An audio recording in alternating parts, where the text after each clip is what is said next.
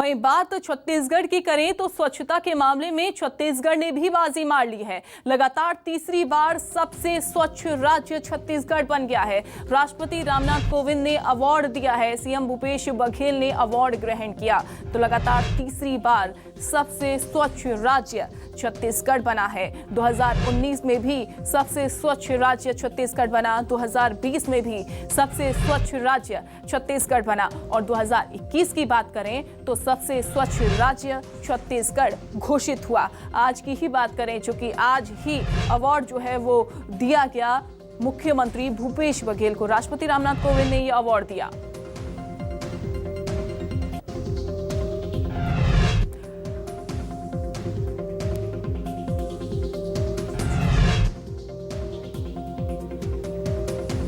और हमारे साथ ज्यादा जानकारी के साथ हमारे पॉलिटिकल एडिटर रुपेश गुप्ता जुड़ गए हैं। रुपेश जी, लगातार तीसरी बार सबसे स्वच्छ राज्य छत्तीसगढ़ बना।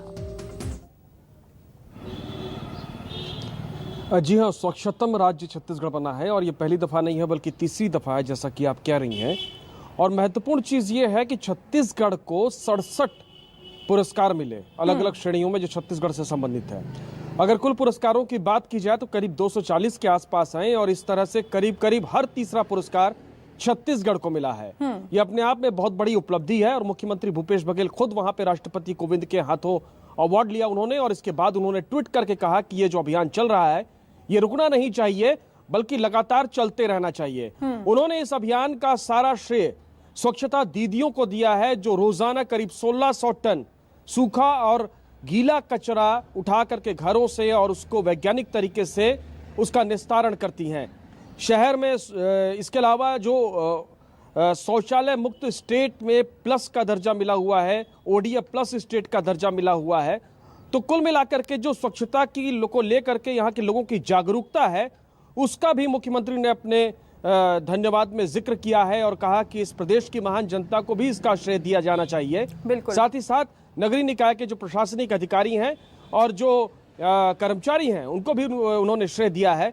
एक बात ये भी समझनी होगी कि नरवा गरवा घुरुआ बारी के जरिए करीब 9000 से ज्यादा महिलाएं स्वच्छता से डायरेक्ट इनडायरेक्ट जुड़ी हुई हैं, वो भी सूखे और गीले कचरे का निपटारा कर रही हैं। तो इस स्कीम के जरिए न सिर्फ शहर बल्कि गांव में भी स्वच्छता का स्पष्ट संदेश दिया जा रहा है और हर तीसरा पुरस्कार छत्तीसगढ़ को मिलना इस बात को दर्शाता है कि छत्तीसगढ़ स्वच्छता को लेकर के किस तरह से जागरूक है। यहाँ सिर्फ एक शहर को सबसे स्वच्छ शहर का दर्जा नहीं मिला है, यहाँ पे हर शहर को दर्जा मिला है, पूरे प्रदेश को मिला है, गांव को मिला है।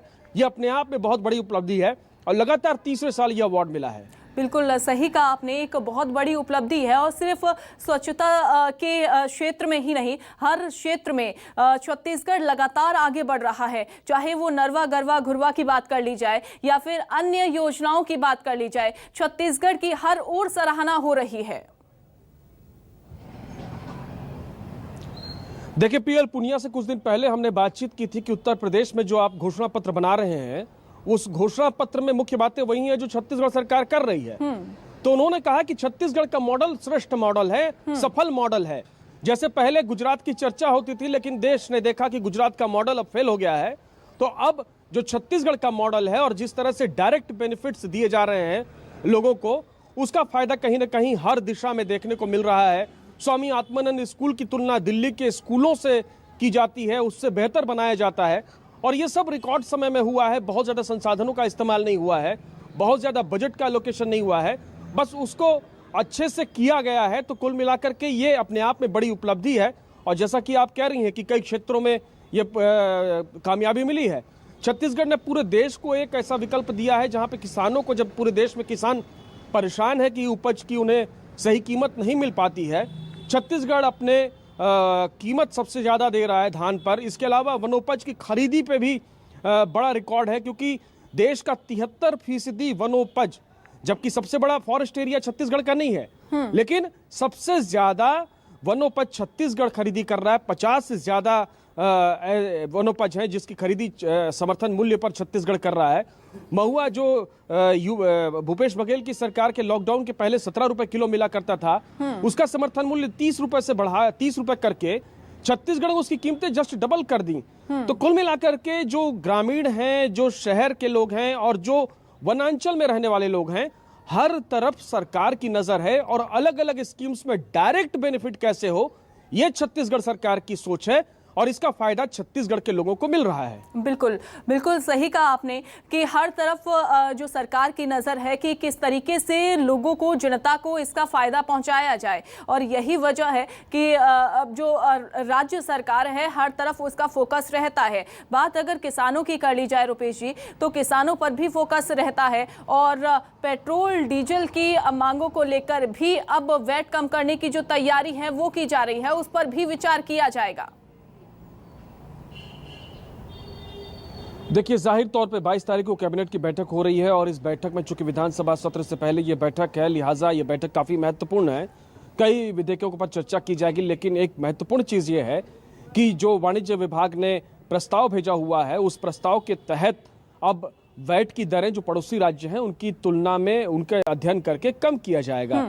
चूंकि छत्तीसगढ़ जो कस्टम माफ कीजिएगा, जो एक्साइज ड्यूटी है उसको ऑलरेडी सेंट्रल गवर्नमेंट ने कम किया है, तो छत्तीसगढ़ सरकार का यह कहना है कि उसमें 40% शेयर हमारा होता है, तो अपने आप हमने उतने पैसे कम कर दिए, लेकिन और राहत देने की कोशिश की जा रही है। यह महत्वपूर्ण चीज है कि छत्तीसगढ़ सरकार ने इस दौरान कभी भी वैट नहीं बढ़ाया। जो 10 साल पहले वैट था वो वैट आज भी है, लेकिन जनता की तकलीफों को देखते हुए छत्तीसगढ़ सरकार संवेदना से अगर विचार कर रही है तो वाकई में इस चीज के लिए ये मानना पड़ेगा कि कम से कम संवेदना को देख तो रही है। जन आकांक्षा की जो बात है उस बात पर तवज्जो सरकार तो दे रही है। बिल्कुल, ये बात बहुत महत्वपूर्ण है। बिल्कुल। अच्छा, एक और चीज मैं आपसे समझना चाहूंगी रुपेश जी, जिस तरीके से 68 अवार्ड जो हैं वो स्वच्छता में प्रदेश को दिए गए हैं, क्या जो फॉर्मूला जो तैयार किया गया है, जो मॉडल जो तैयार किया गया है प्रदेश में, और उसकी सराहना भी बाकी राज्यों में हो रही है, क्या इससे सीख अन्य राज्यों में ली जाएगी?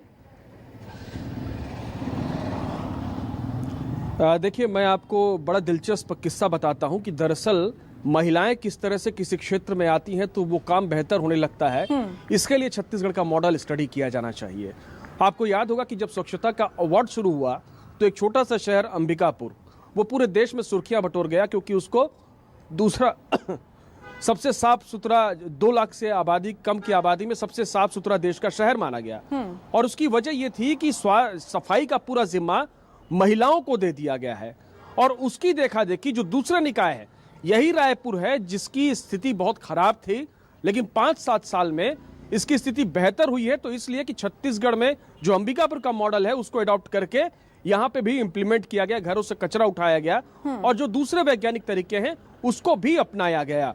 तो ये मॉडल रिप्लिकेट किया गया हर जगह, और नोएडा और गाजियाबाद जैसी नगरीय निकाय की जो एजेंसियां हैं वो यहाँ पे स्टडी करने पहुंची थी। और ये सिर्फ ऐसा नहीं है कि आपने अवार्ड ले लिया, ये अवार्ड का जो प्रोसेस है वो अपने आप में बहुत जगह से वेरीफाई होता है, थर्ड पार्टी असेसमेंट होता है इसमें।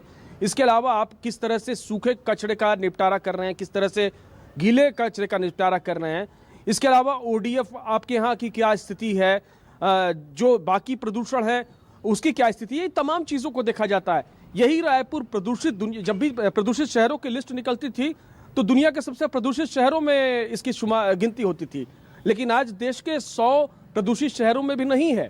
तो सरकार ने धीरे धीरे जो कदम उठाए हैं उसका असर दिख रहा है। हर तरफ स्वच्छता दिख रही है। सड़क पर रात से ही जो महिलाएं हैं, जो गाड़ियां हैं वो नजर आने लगती है, रोड की सफाई होती है। सुबह से ही महिलाएं पुरुष बिल्कुल महिलाएं अब जो है बढ़ चढ़कर हिस्सा ले रही हैं, हर क्षेत्र में महिलाएं आगे हैं, और यही वजह है कि नंबर 1 राज्य स्वच्छता के क्षेत्र में आगे बना है। आप बने रहिए और ग्राफिक्स के जरिए एक बार अपने दर्शकों को समझाते हैं कि सबसे स्वच्छतम जो राज्य का अवार्ड मिला है वो छत्तीसगढ़ को मिला है। छत्तीसगढ़ को मिला देश का सबसे स्वच्छतम राज्य का अवार्ड। राष्ट्रपति के हाथों सीएम बघेल ने ग्रहण अवार्ड जो अवार्ड है वो ग्रहण किया है। छत्तीसगढ़ के सबसे ज्यादा 67 निकायों को अवार्ड मिला है। स्वच्छता के मामले में छत्तीसगढ़ तीसरी बार नंबर 1 बना है। साल 2019, साल 2020 में भी अवार्ड मिला था छत्तीसगढ़ को। छत्तीसगढ़ को मिला देश का सबसे स्वच्छता का अवार्ड।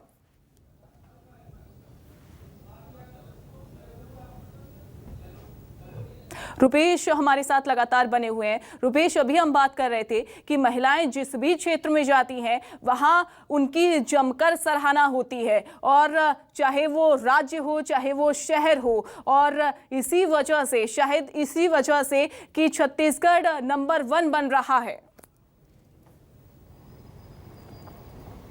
जी हाँ, जाहिर तौर पे महिलाएं जिस क्षेत्र में आती हैं वो काम बहुत अच्छे से और अनुशासित तरीके से संचालित होता है, इसका एग्जाम्पल है।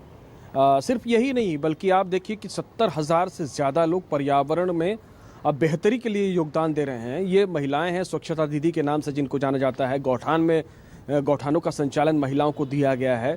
तो वो कुल मिला करके जो वेस्ट है, वेस्ट को किस तरीके से डिकम्पोज किया जाए, किस तरह से उससे खाद बनाई जाए, ऑर्गेनिक मैन्योर बनाया जाए, उसको किस तरह से खेतों में पहुंचाया जाए, तो जो हमारी रासायनिक खेती पर निर्भरता है उसको कम किया जाए। यानी कि पूरा साइकिल चल रहा है कि किस तरह से हम अपनी सेहत को, अपने पर्यावरण को बेहतर बना सकते हैं, और इसमें महिलाओं की बड़ी भूमिका है। ये 70,000 महिलाएं कुछ साल पहले तक घरों में थी, घर का काम करती थीं, लेकिन जब निकलें तो पूरे प्रदेश की तस्वीर उन लोगों ने बदल दी। सिर्फ स्वच्छता दीदी के जरिए ही नहीं बल्कि स्वयं सहायता समूह में छोटे मोटे काम, और ये एक मॉडल भी है कि डिसेंट्रलाइजेशन ऑफ डेवलपमेंट किस तरह से होना चाहिए। किसी एक बड़े इंडस्ट्री के पास आप काम नहीं दे रहे हैं बल्कि उसको डिस्ट्रीब्यूट कर रहे हैं, तो जो बेनिफिट्स हैं वो भी उसी के साथ साथ डिस्ट्रीब्यूट हो रहे हैं। तो जो इक्वालिटी की बात होती है, चाहे वो परिवार के अंदर हो या समाज के अंदर हो, वो भी कहीं ना कहीं इससे आगे बढ़ता है। तो ये अपने आप में बहुत महत्वपूर्ण चीज़ है। और सबसे महत्वपूर्ण चीज़ कि दुनिया के तमाम लोग ये मानते हैं कि जब तक आप अपनी आधी आबादी को, जो आपका वर्क फोर्स है, उसको घरों में रखेंगे तो आप डेवलपमेंट की कल्पना नहीं कर सकते। बिल्कुल बिल्कुल। जब वो घर से बाहर निकलेंगे तो जो आपकी स्ट्रेंथ है वर्क फोर्स की वो डबल हो जाएगी, और फिर उसके बाद जो आपका डेवलपमेंट है वो बहुत फास्ट होगा। चाइना इसका बहुत अच्छा एग्जाम्पल्स है, जहाँ पे तमाम महिलाओं को पुरुषों के बराबर दर्जा है और खूब बढ़ चढ़ कर काम में हिस्सा लेती हैं, और उसके जरिए उसने अपनी इकोनॉमी को $7 ट्रिलियन से बढ़ा करके 13-14 ट्रिलियन डॉलर पिछले कुछ सालों में कर लिया है। दुनिया की सबसे बड़ी अर्थव्यवस्था बन गई है। तो महिलाओं की बड़ी भूमिका है, और जो देश आगे बढ़ा है वहां पे महिलाएं आगे आई हैं, तभी वो देश आगे बढ़ा है। तो लैंगिक आधार पे, जाति आधार पे जब आप डिस्क्रिमिनेशन करते हैं तो उसका असर ये होता है कि कहीं ना कहीं उस वर्क फोर्स को आप काम करने से, उनको अपॉर्चुनिटी देने से रोकते हैं, जो कि आपकी प्रगति में बाधक बनता है। लेकिन सरकार या कोई भी सरकार हो, सेंट्रल गवर्नमेंट हो, स्टेट गवर्नमेंट हो, स्थानीय स्तर की सरकार हो, अब इस बात को समझने लगी हैं कि महिलाओं को आगे करना पड़ेगा, ज्यादा से ज्यादा वर्कफोर्स का इस्तेमाल करना पड़ेगा डेवलपमेंट में, तभी हम आगे बढ़ेंगे। बिल्कुल रुपेश, लगातार तीसरी बार, आपको बता दें, लगातार तीसरी बार नंबर 1 राज्य बन गया है छत्तीसगढ़। बहुत शुक्रिया रुपेश आपका जानकारी साझा करने के लिए।